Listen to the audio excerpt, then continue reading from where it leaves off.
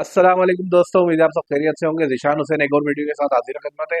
बात करेंगे Centurion test की, जहां पाकिस्तान टीम अपनी पहली इनिंग्स में 211 रन बनाकर आउट हो गई।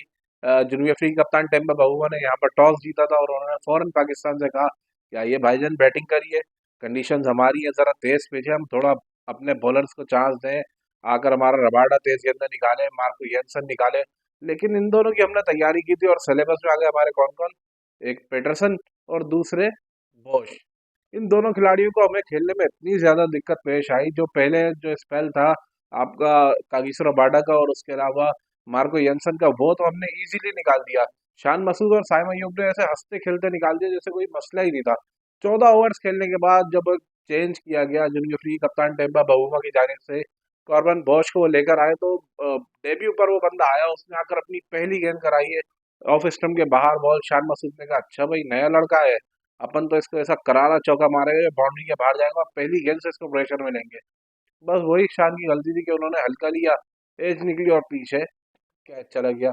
शान भाई आउट हुआ, उसके बाद आपके साइम अयूब अगले ओवर में उनको डेन पीटरसन की जो बॉल पड़ी है, हाँ हाँ, साइम अयूब वरना जिस फॉर्म में इस तरह की गेंद है उसको अगर उसके लिए कोई जो नॉर्मल सी गेंद होती है ना, वो तो कोई मसाइल भी पैदा नहीं करती। लेकिन जिस तरह की वो बॉल थी, वाकई में विकेट डिजर्व करती थी। और डैन पीटरसन को जो विकेट मिली वो उसके मुस्तहिक भी थे। उसके बाद फिर जो हमारा कोलैप्स था वो शुरू हुआ। ऊपर हमने एक कोलैप्स किया, फिर नीचे भी एक कोलैप्स किया। ऊपर फिर हमारे बॉबी भाई आए। एक तो इंग्लैंड के खिलाफ, बांग्लादेश के खिलाफ उनसे रन नहीं हुए थे, फिर इंग्लैंड के खिलाफ पहले टेस्ट में भी वो नाकाम रहे। लेकिन पता नहीं हम किस परफॉर्मेंस की बुनियाद पर उनको दोबारा टेस्ट खिलाने के लिए वापस लाए। और अब जब वो टेस्ट खेलने के लिए आए हैं, 3 रन उन्होंने किए, 4,000 रन का हिस्सा वो उसकी उबूर किया टेस्ट क्रिकेट में। और उसके बस 1 रन और इजाफा किया, उसके बाद टाटा बाय बाय। इतनी खराब गेंद पर बाहर स्लैश मारने गए, स्लिप में जाके कैच दिया और ये जा वो जा। सऊद शकील, सऊद भाई तो ये सोच कर आए थे, मेरे ख्याल में उनकी वनडे टीम में भी फिलहाल जगह नहीं बनी है, तो वो कोई अपना एक इंटेंट शो करे, कुछ इस तरह से नॉक करके दिखाए कि भाई वनडे टीम के लिए मैं भी कैंडिडेट बैठा हुआ हूँ। वो शायद खुद को ये प्रूव करने के लिए आए हुए थे और यही हुआ। रन तो उन्होंने तेज किए, लेकिन एक गंदी गेंद लेग स्टंप के बाहर, उसके ऊपर पीछे कीपर को कैच दे दिया। हालांकि अंपायर ने आउट नहीं दिया था, लेकिन सऊद शकील को भी मालूम था और बॉलर को, कीपर को भी पता था कि इनकी छुट्टी हो गई है। तो एक मौके पर जब 36 पर कोई आउट नहीं था, वहां से हमारे 56 पे हो गए 4 आउट। वो तो भला हो यार कामरान गुलाम का, जो उसने डोमेस्टिक के रगड़े खाए हुए वहां पर, उसने जिस तरह अपने बाजू दिखाए और जनूबी अफ्रीकी बॉलर्स की उसने आंखों में आंखें डाल के थोड़ी लफ्जी गोलाबारी भी हुई आमने सामने से, और उसने रन्स भी करके दिया आपको उस टाइम पर 54, जो बड़े ही वाइटल थे, क्योंकि रिजवान के साथ जो उनकी शराकत हुई 5वीं विकेट पर, वो 81 रन की थी। और अगर वो 81 रन की शराकत ना होती तो शायद आप 150 भी पहले पहले मुक जाने थे। लेकिन बड़ी अच्छी वो शराकत रही। रिजवान ने भी कोई इतनी बड़ी इनिंग्स नहीं खेली, सिर्फ 27 रन किए। इसके अलावा आमिर जमाल, दो मेरे ख्याल में उनको चांसेस मिले, कैचेस वगैरह रोको। जनूबी अफ्रीका की फील्डिंग बहुत खराब रही हुई, इसमें तो कोई शक नहीं है। ओडीआई सीरीज में भी आपकी जो जनूबी अफ्रीका की टीम थी, इनकी फील्डिंग बहुत बुरी रही थी और अभी भी अप टू द मार्क नहीं है। मतलब वो स्टैंडर्ड नहीं है जो एक जनूबी अफ्रीकी साइड का होता है कि भाई फील्डिंग में ये ऐसे चीज तो होते हैं, 20-25 रन भी सेव करते हैं और मुश्किल से मुश्किल कैच भी लेकर देते हैं। लेकिन इस सीरीज में ना ये कहीं भी नजर नहीं आ रही इनकी वो चीज। खैर, रिजवान के बाद नीचे से आमिर जमाल ने 28 रन किए, इसके अलावा आगा जी 18 रन करने में कामयाब हुए। लेकिन हमारे ज्यादातर बल्लेबाज मेरे ख्याल में इस खौफ में अपनी विकेट थ्रो कर गए कि भाई विकेट बड़ी मुश्किल है। भाई विकेट मुश्किल है सही है, लेकिन आप थोड़ा सा उसके ऊपर टाइम ले रहे। सबने गेंदे खेली हैं यार। शान मसूद 60 के करीब गेंदे खेल गए, साइम अयूब को गेंदे मिली। इसके अलावा आपके कामरान गुलाम अच्छी गेंदें खेल कर गए, रिजवान ने खेली, आगा जी ने खेली, अब्दुल्ला अब्दुल्ला शफीक सॉरी इस टेस्ट में नहीं है, आमिर जमाल ने गेंदें खेली। लेकिन उसके बाद फिर विकेट थ्रो करके चले गए। वो तो टेल की भी हल्की फुल्की सी मुजाहमत थी जाकर, वरना 189 पे हमारे नॉट आउट हो गए थे। एक ऊपर कोलैप्स हुआ था, एक नीचे कोलैप्स हुआ, मेरी मिनी नहीं बल्कि बिग। और हमारी टीम जो है वो 189 फॉर 9 हो गई थी। लेकिन टेल की थोड़ी सी मेहरबानी 9वें 10वें नंबर की, जिन्होंने 10 रन किए अब्बास ने और 11 रन किए खुर्रम शहजाद ने।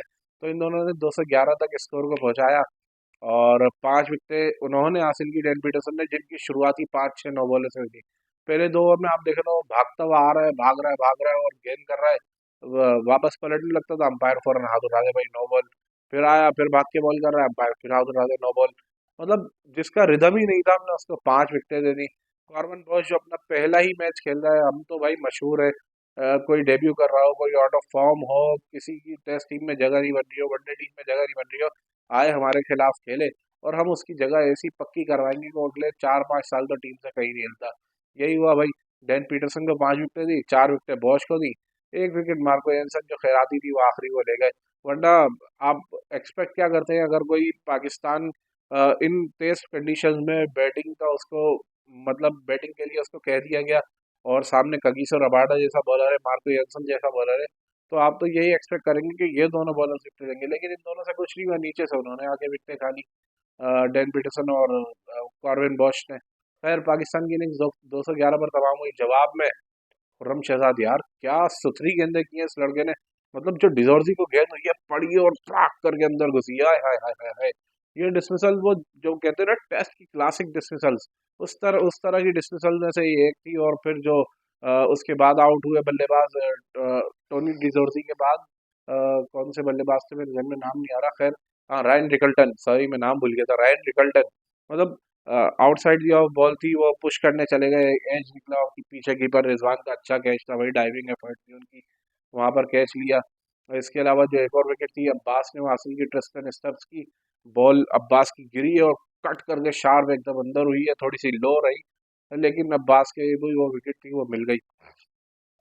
अब तक ना अगर आप अपर हैंड की बात करें ना, जैसे पाकिस्तान आगे या जनूबी अफ्रीका आगे, तो भाई मेरे ख्याल में जनूबी अफ्रीका को एज हासिल है, और वो एज दिलाई है सिर्फ और सिर्फ एक बंदे ने, एडियन मार्करम, जिसने अब तक 67 गेंदों पर 47 रन किए और 9 चौके शामिल हैं। 36 रन से यानी उसने सिर्फ और सिर्फ बाउंड्रीज से बनाया आपके खिलाफ। और वो जिस फ्लो में खेल रहा है वो तो लग रहा है भाई बिल्कुल अलग विकेट पर आया हुआ है। टेम्बा बहुमा भी अब आए हैं खेल रहे हैं, वो मेरे ख्याल में 3 या 4 रन पर नॉट आउट है, तो वो भी अभी तक बिल्कुल अनसेटल नजर आया, उस तरह का नजर नहीं आया कि फ्लुएंसी के साथ आगे खेलें। बाकी जो तीनों बल्लेबाज भी आउट हुए आपके, टोनी डिजोर्जी आउट हुए 2 रन बनाकर, 8 रन बनाए, रैन निकल्टन ने 9 रन बनाए, कुछ इसी तरह का स्कोर था, तीनों सिंगल फिगर में आउट हुए। तो पाकिस्तान के खुर्रम शहजाद को 2 विकेटें मिली, अब्बास को 1 विकेट मिली। मुकाबला जो है इक्वली पॉइज्ड है अभी। पाकिस्तान मतलब ऐसा नहीं है कि हम लूज होप होप को लूज कर लें या बिल्कुल हम आउट ऑफ गेम हो गए, ऐसा नहीं है। बल्कि एक अच्छा मैच देखने को मिलेगा, अच्छा मुकाबला होगा। पाकिस्तान की कोशिश होगी कि सुबह सबसे पहले आए खुर्रम शहजाद, अब्बास, नसीम शाह। नसीम शाह ने यार मुझे डिसअपॉइंट किया, उनकी बॉलिंग में मुझे कार्ड नजर नहीं आ रही जो एक आनी चाहिए। लेकिन खुर्रम शहजाद और मोहम्मद अब्बास से उम्मीद है इंशाल्लाह ताला वो सुबह में पहले मार्करम को भी चलता करेंगे, उसके बाद जनूबी अफ्रीकी की जो टेल है मिडिल ऑर्डर है उसका भी सफाई करेंगे। जबकि जनूबी अफ्रीका की कोशिश है होगी कि जो बाकी मानता है 129 रन बचे हैं पाकिस्तान के, क्योंकि उन्होंने 3 विकेट पर 82 रन बना लिए, 129 रन पीछे पाकिस्तान की बढ़तरी रहती है। तो उनकी कोशिश यही होगी कि पहले ये खसारे का पहले सफाई करें, उसके बाद पाकिस्तान पर बढ़तरी चढ़ाएं। लेकिन इंशाल्लाह ताला ऐसा नहीं होगा। अगली वीडियो में मुलाकात होगी। लाइक शेयर और सब्सक्राइब जरूर करें।